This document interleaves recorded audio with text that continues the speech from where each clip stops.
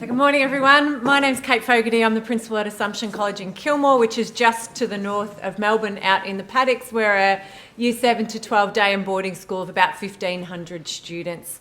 And we embarked on the Collective Efficacy project, I think just for context for you too, just so you know, we began in the Menzies program in 2020 in the thick of everything, and towards the back end of 2021 we're really getting deeply into designing our projects, but we didn't really get to kick them off until 2022, which kind of worked in all of our favours because it gave us some good percolating time before we had people really back on site to be doing our bits and bobs. So some of your questions might be later about the preparatory phase that we all went through to get to our projects, and I think it's just good to know this happened in the mess, and it unfolded in the mess, and we've felt like we're on a speed run through all of our projects, but in other ways we've been deliberately held at points because of the junctures that we've all experienced here in Victoria. So what we did out at Assumption is I had a growing frustration coming into the project, and again, I'm sure this happens at none of your schools, that we go to all this trouble teaching the high impact teaching strategies and going back and reminding people about the high impact teaching strategies and putting up posters about the high impact teaching strategies and talking to our staff about high impact teaching strategies, and you can go in 6 months later and nobody's doing the high impact teaching strategy. They're doing little pockets of it. And so I was coming to it from that perspective. But when we sat down with the tool, myself and a few of the leadership team, we really realised that the issue wasn't just around what was happening with our teachers and whether they were holding those ideas and using them actively in their classes, but also the extent to which we were talking about the idea of collective efficacy and our capacity to be able to influence learning with the students themselves. And we talk about making learning visible, and we talk about the way that we do that, but we hadn't really broken open in an impactful way what our teachers were doing that was impacting the learning for the students. And you'll see for us that's been one of the big learnings of this, and in the I've forgotten the name of it, the tool anyway, the page on students, that was a real mind-blowing thing for us to look at. And I wonder how many schools actually think about collective efficacy in terms of the students and how they can feed back good forward projection in terms of teachers' collective efficacy. So we went right back to basics. Coming out of the pandemic, our PLTs had fallen over or had morphed into quite different things over that time, and we wanted to really focus that in a new way, and we decided to focus it around the high impact teaching strategies, and we did it quite differently to what we'd been doing before, which was after school or before school PLTs. We moved it into the day. So we negotiated with teachers and we said, well, we'll pull off one more after school meeting, but we are going to put you in a professional learning team from across the school. So you won't be with people from your department, you won't be with people who teach the same year level, you're going to be in really groups of teachers from all different areas. And we saw that as quite key in terms of building collective efficacy, because it immediately broke down the expertise in the room. And suddenly those who came to PLTs and were always like, I know what I'm doing and I'm fantastic, and everybody else kind of bowed to them, they were bought. That sounds quite negative, but really it levelled the field of who was in the room and what they were talking about in terms of the way the high impact teaching strategies were being used in their classrooms. So we sort of cut the legs out from under them, but there was another strategy there too, which was around coming back from the pandemic, helping people to reconnect with each other face to face. So we saw a double benefit in this, that people were actually meeting those from across the campus who they rarely saw and might see in the staff lounge once or twice a week, but otherwise didn't know as people. Now they were coming together to meet as people in these professional learning teams. So that was a big kind of side win for us in this. We used appreciative inquiry over PLT sessions across the term, and every term we just simply focused on one new high impact teaching strategy. So I'll show you in a moment the process that we used. And we brought in a company who helped us pre-prepare a 4-meeting, little cycle across appreciative inquiry. I'll talk about appreciative inquiry in a bit more detail in a moment. But just, a process that our teachers could trust each term, so they could come into the space and feel safe. They knew what they were going to be asked to do in that PLT. They knew how it was going to unfold. They knew who'd be in the room, and they knew exactly what they'd be talking about. So all of that fear that people can have coming to professional learning sessions sometimes about, am I going to be asked to speak? Am I going to be asked to do a play acting? Am I going to ask for whatever? that was all gone. They already knew every time they came in, they already had the PowerPoint that they were going to be working through as a team. So there's no surprises in what that was. That was a very different mindset for us.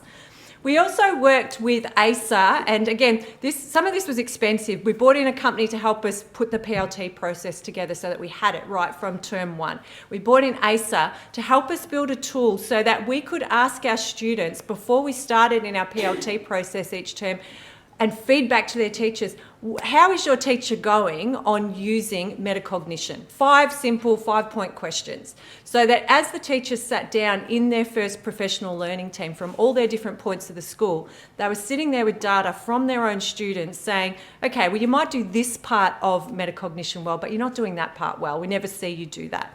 Now, the good news is we have that tool and I can share it with you now and you can use that with your students. So we would do a pre-test and then a post-test at the end of the term so that teachers could see, yes, the intervention I put in place to build metacognition or build, at the moment they're doing setting goals or build whichever high impact teaching strategy it was, is actually making a difference, and talk about that with their peers and use that pre-test information to build an intervention that was actually going to make a difference in their classes.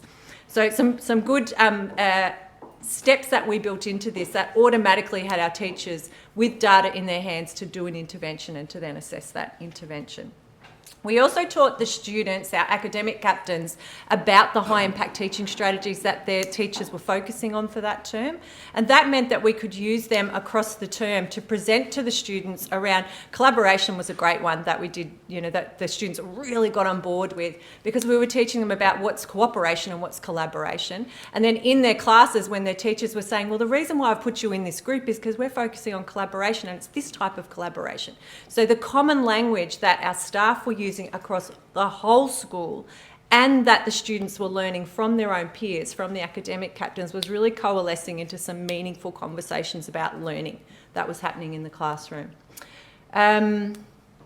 So basically, for those of you who aren't aware of appreciative inquiry, the reason why we decided to use this process is because it is a strengths-based model. It starts with everybody saying, what do I already do well enough in this area? And with high impact teaching strategies, of course we need to recognise that a lot of our teachers have a lot of skills in each of those individual hits. They might not do them all as well as each other, but they do have some things they do well. And that allowed some great discussion from the get-go in every single professional learning team. What are you doing well?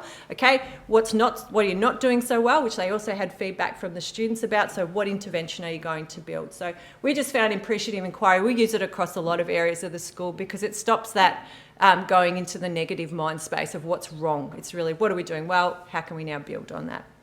And just to prove that we didn't get it right all the time, this was our plan.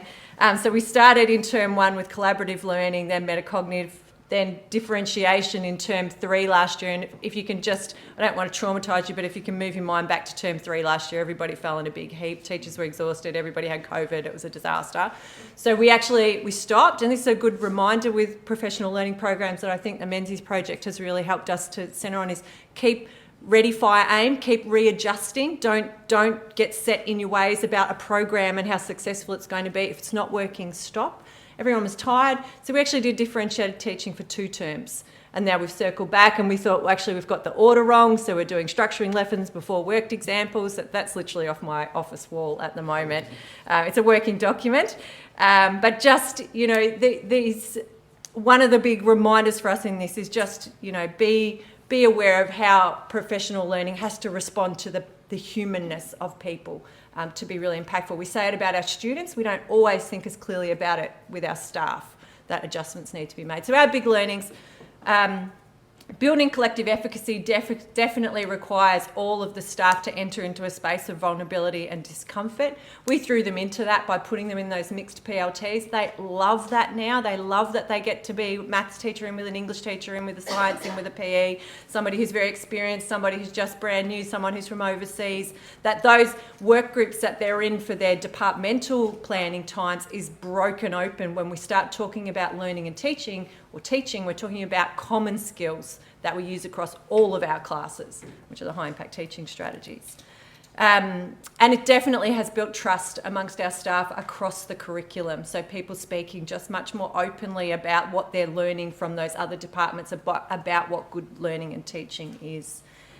One of the things we didn't really anticipate, another learning, is that teacher collective efficacy really can cascade into student collective efficacy. And, you know, we had not even conceptualised what student CE was before, and how much students are interested in what their teachers are learning and that their teachers are learners. We talk about, we've got a model being lifelong learners. Well, how do we actually make that visible to the kids? Well, we've made it visible now. The kids provide feedback at the start and the finish to their teachers. They're engaging with this in discussion throughout the term about those high impact teaching strategies and the impact that they're having. This has been part of the fun part of this project for us, I think, that the kids have engaged with us in this process and take it very seriously and know what it is their teachers are focused on, and on occasion hold them accountable to it too. Miss, we haven't done enough metacognition. You know, I'm doing it in my other classes. Why isn't it happening in music? Why isn't it happening in maths? Why isn't it happening in whatever? So that's those conversations would then, of course, all come back to professional learning teams, so that teachers are coming back with those discussions to a broader group.